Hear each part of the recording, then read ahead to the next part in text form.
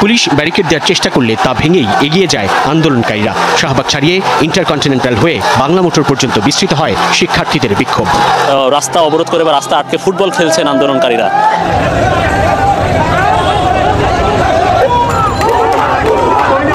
শিক্ষকদের নয়, শিক্ষার্থীদের আন্দোলন নিয়েই বেশি সতর্ক অবস্থানে সরকার, এমনটিই শোনা যাচ্ছে সরকারের বিভিন্ন মহল থেকে। প্রধানমন্ত্রীর প্রতি একটা সম্মান রেখে আমি একটা পাল্টা প্রশ্ন করতে চাই যে এই কোটা বিরোধী আন্দোলন বা কোটা সংস্কার আন্দোলন যদি অযৌক্তিক হয়, তাহলে 2018 সালে ছাত্রদের আন্দোলনের প্রেক্ষাপটে তিনি কেন সংসদে দাঁড়িয়ে ঘোষণা দিয়েছিলেন যে সরকারি চাকরিতে কোনো কোটা থাকবে না?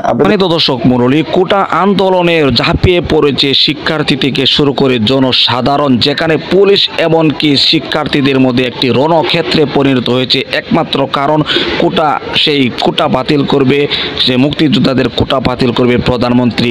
এই ঘোষণা দেওয়ার পরপরই কিন্তু এই অবস্থা সৃষ্টি হয়েছে। আপনাদেরকে দেখাবো যেখানে পুলিশ এমনকি শিক্ষার্থীদের মধ্যে ব্যাপক সংঘর্ষ, যেখানে রণক্ষেত্রের মতো পরিস্থিতি হয়েছে। বিস্তারিত থাকবে ভিডিওতে প্রিয় দর্শক। এমনকি ভিডিওতে দেখাবো আপনাদের যে কোটা বাতিল আন্দোলন নিয়ে ইতিমধ্যে মুখ খুলেছে বিপি নুরুল হক নূরের বক্তব্যটি থাকবে ভিডিওতে। সবকিছু মিলিয়ে ভিডিওটি খুবই গুরুত্বপূর্ণ হতে চলেছে। এই জন্য গুরুত্বপূর্ণ ভিডিওটি এক সেকেন্ডেও না টেনে ধৈর্য সহকারে শেষ পর্যন্ত দেখবেন। চ্যানেলে নতুন দর্শক হলে অবশ্যই চ্যানেলটিকে সাবস্ক্রাইব করে পাশে থাকা বেল বাটনটি অন করে দিবেন। প্রিয় দর্শক, কথা না বাড়িয়ে ভিডিওতে একটি লাইক দিয়ে দেখতে থাকুন সম্পূর্ণ ভিডিওটি।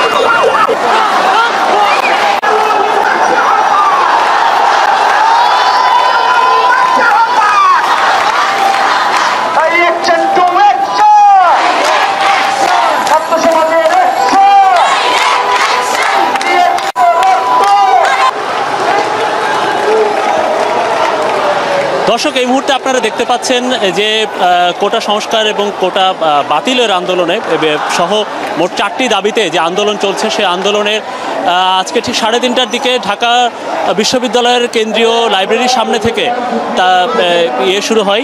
কেন্দ্রীয় লাইব্রেরির সামনে থেকে আন্দোলনের পক্ষে গণপদযাত্রা বা শুরু হয়, সেটা রাজু ভাস্কর্য হয়ে এই মুহূর্তে শাহবাগ মোড়ে এসে তারা অবস্থান নিয়েছে এবং একটি পক্ষ তারা গেছে ইন্টারকন্টিনেন্টাল মোড় বা সাবেক শেরাটন মোড়, যে মোড়টি, সেই মোড়ে। প্রধানমন্ত্রীর প্রতি একটা সম্মান রেখে আমি একটা পাল্টা প্রশ্ন করতে চাই যে এই কোটা বিরোধী আন্দোলন বা কোটা সংস্কার আন্দোলন যদি অযৌক্তিক হয়, তাহলে 2018 সালে ছাত্রদের আন্দোলনের প্রেক্ষাপটে তিনি কেন সংসদে দাঁড়িয়ে ঘোষণা দিয়েছিলেন যে সরকারি চাকরিতে কোনো কোটা থাকবে না। আপনাদের নিশ্চয়ই মনে আছে 2018 সালে সেই আন্দোলনে আমরা নেতৃত্বে ছিলাম, নেতৃত্ব দিয়ে রাজপথে ধারাবাহিকভাবে প্রায় 8 মাস আন্দোলন করেছিলাম। প্রধানমন্ত্রী নিজে বলেছিলেন যে ছাত্ররা যদি কোটা না চায় তাহলে কোটা থাকবে না, ছাত্ররা আন্দোলন করছে কোনো কোটাই থাকবে না। প্রধানমন্ত্রী রাষ্ট্রের সর্বোচ্চ নির্বাহী প্রধান ব্যক্তি, তিনি কিন্তু এই কথা বলেছেন। তার পরবর্তীতে আমরা দেখলাম যে আমরা ছাত্ররা যখন প্রধানমন্ত্রীর কথা আশ্বস্ত হয়ে আমরা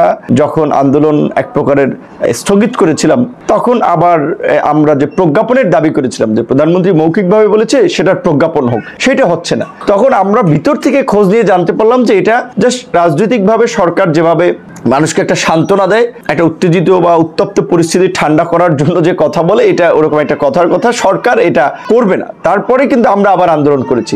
জনপ্রশাসন মন্ত্রণালয়ের সচিবকে কেন্দ্র করে আপনার তার নেতৃত্বে 7 সদস্য বিশিষ্ট একটা কমিটি করে দিয়েছিল যে যারা এইটা পর্যবেক্ষণ করতেছিল বা এইটার প্রতিবেদন দেবে। তারা প্রতিবেদন দিয়ে বলেছিল যে বর্তমানে উন্মুক্ত পদ্ধতিতে মেধাবীদের সুযোগ দেওয়া উচিত আগামীর বাংলাদেশকে এগিয়ে নেওয়ার জন্য। এটা আমলাদের ভাষ্য। তারা কোটা না রাখার পক্ষে মতামত দিয়েছিল। তারপরেও সরকার তার রাজনৈতিক ইকুয়েশন থেকে তারা হিসাব কিতাব করে সিদ্ধান্ত নিয়ে কিন্তু 2018 সালের 4 অক্টোবর তারা একটা পরিপত্র জারি করে বলেছিল যে সরকারি প্রথম এবং দ্বিতীয় শ্রেণী অর্থাৎ 9ম থেকে 13তম গ্রেড পর্যন্ত চাকরিতে কোনো কোটা থাকবে না। তাহলে দেখেন, একটা আন্দোলন চলেছে 8 মাস, ছাত্রদের আন্দোলন। সেই আন্দোলন করতে গিয়ে অসংখ্য শিক্ষার্থী হামলার শিকার হয়েছে, মামলার শিকার হচ্ছে।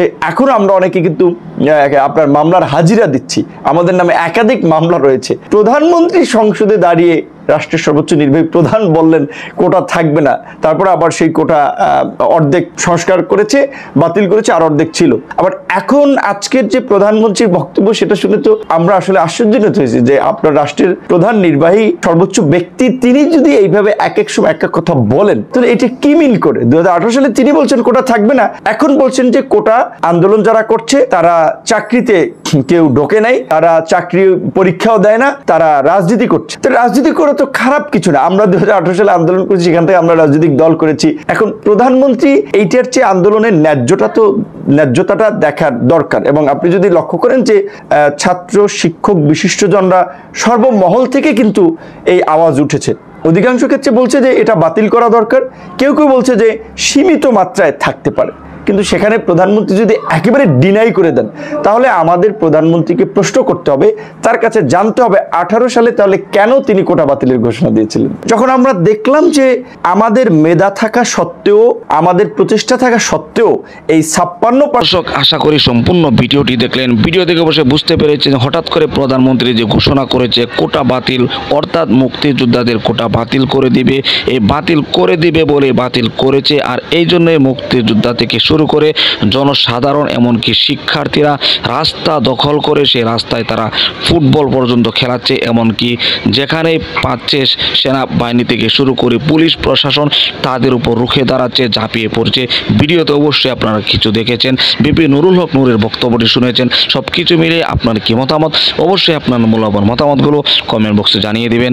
এমনকি এই ভিডিওটি শেয়ার করে সকলের মাঝে ছড়িয়ে দিবেন। প্রিয় দর্শক, আজকের মতো এখানে শেষ করছি। ভালো থাকুন, সুস্থ থাকুন, আবারও দেখা হচ্ছে পরবর্তী ভিডিওতে।